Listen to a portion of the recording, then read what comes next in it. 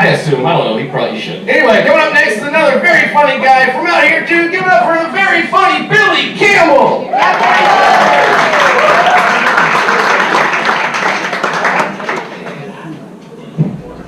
How's it going, Kimbell?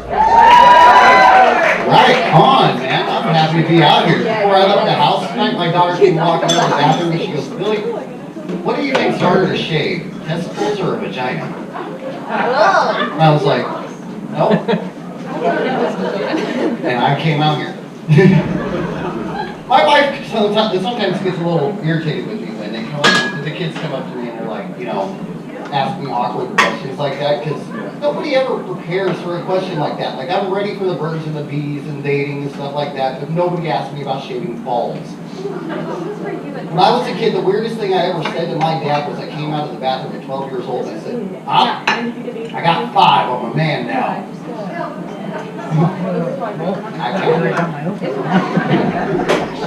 I recently got married this summer. Thank you. And thank you for the compliment.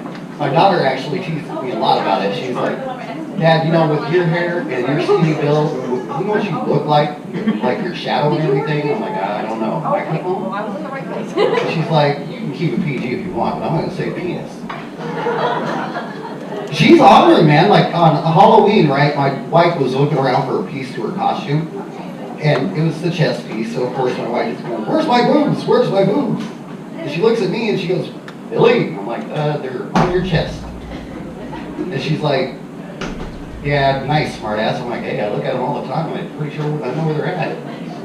And I was like, "Did you try asking the kid?" And she's like, "Lexi, where's my boobs?" And you can hear the kid from the other room. "They're on your chest. Mine are bigger." My wife actually took off with the kids tonight over to a friend's house to have a girls' night. I know, that was awesome. I live in a house with 3 teenage girls and my wife. Yeah. And they're all taller than me, right? My wife is 5'10". I'm 5'5". My daughters all match her height. So there's at all times 30 feet of women in my house. And so when she was like, "I'm going to be at my friend's house tonight to be our first night spending apart since we got married. Are you going to be sad and lonely without me?" I'm like, "If by sad and lonely without you, you mean sitting on the couch in my underwear reading comic books and drinking White Claw, yeah, I'm going to be missing you all night long, baby." Now, when we got married this summer, we told the kids, between the two of us, we actually have 5 teenagers. We have 2 teenage boys, but they moved out of the house. They're grown, But then that leaves us with the 3 teenage girls, which means my house is very loud. But when we told the kids last summer, the girls got very excited. They were like, "Oh my God, that's awesome." And I was like, "Oh my God, I was not expecting that." And they were like, "Billy, you color coordinate better than anybody in this house.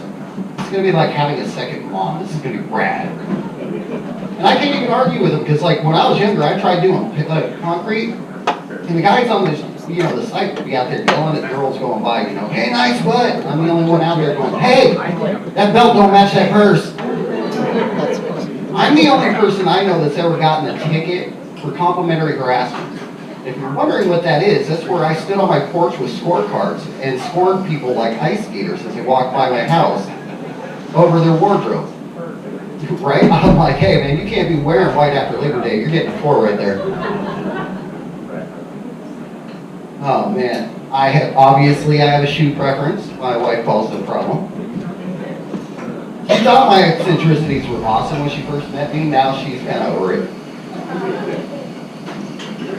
Now we just celebrated our anniversary of our first date, and thank you. I don't know why she was excited about it, so you must have some idea too. No, when we first went out on our date, right?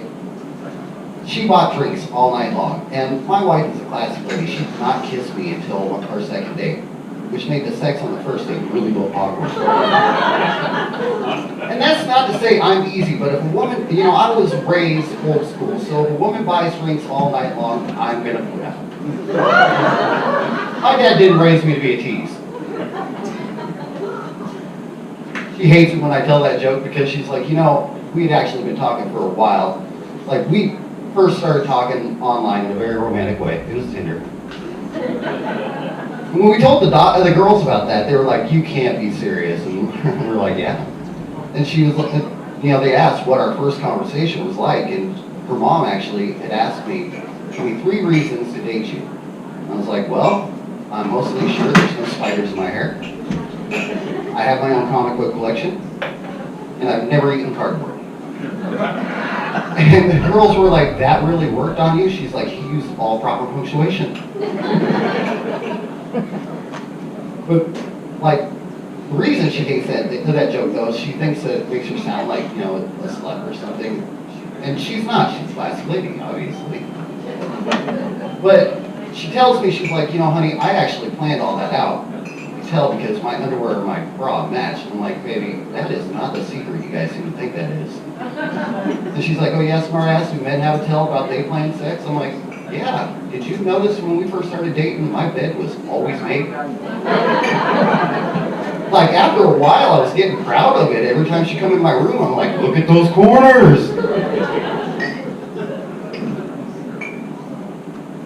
Oh man, one of the things she likes to tease me about it, with the awkward questions and everything, is because, like, last summer, my oldest son actually asked her how women pee with a tampon in. Yeah, and she's like, he's 19, how is it he does not know the answer to this question? And I'm like, you're totally right, but just for the record, what did you tell him? My youngest daughter recently checked out the book Scary Stories to Tell in the Dark. How many people remember this book? 90s kids, right? Well, when she brought it home, we planned out to go ahead and do a candlelight. We're going to sit down and read. We're going to each pick out a story from this book. And so she waited up all night one night. I had a show to do, so I got home really late. But she waited up, so I'm going to do it, And so we sat down, we lit off the candles, the whole 9 yards, and I picked out this story called The Big Toe. Now, the premise, who remembers The Big Toe? Nobody? One person? You're not lucky. But the story of The Big Toe, right, is, short end of it, is a little kid's digging in his yard, he finds a big toe in his yard. For some reason, he plucks the big toe up, brings it home, and feeds it to his family. Which I'm sure is normal to do in the Appalachians. But at the end of the night, the kid's going to bed, and the little zombie lady comes through, and she's got 9 toes, she wants that 10th toe back. And she's wandering through the house going, where is my big toe? And so, of course, I'm doing the voice, right? And my daughter is like jumping up the couch each time I go, where is my toe? And finally, at the end of the story, it says, look at the person next to you, stomp, scream really loud. You got it! So that's what I did. I started laughing hysterically. By the time I got done laughing, I realized she's crying, and I'm like, oh no, I broke the kid. And then I told Mom, I'm like, well, what should I do? She's like, oh, you're sleeping on the couch tonight. Make sure no 9-toed zombie comes through the front door, aren't you? I'm like, that's not even fair, because for one thing, if the 9-toed zombie comes through the front door, I'm going out back. And for another, the 12-year-old's taller than me, too. Who do you think I'm going to get to fight the zombie? It was great when I first met the girls, because, like, I wasn't expecting them to be so tall. Like I should have, because my wife is way taller than me. She's constantly putting me on countertops to try and kiss me. It's annoying. But when I came in the house, I was like, oh my goodness, you guys are huge. Is there vaulted ceilings in this place? What's going on? And the 12-year-old looks at me and says, oh my God, you're tiny. How much coffee did you drink as a kid? The oldest one looks at me, looks at her mom, and says, Mom, it smells like Snoop Dogg. All right, folks, that's my time. Thanks for having me.